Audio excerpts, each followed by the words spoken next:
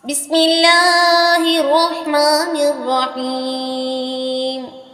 ومثل الذين ينفقون أموالهم ابتغاء مرضات الله وتثبيتا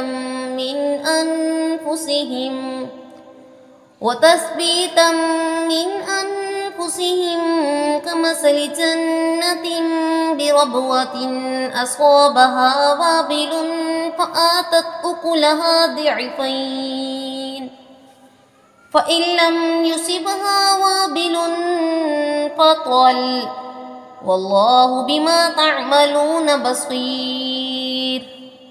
أيود أحدكم أن تكون له جنة من نخيل وأعناب تجري من تحتها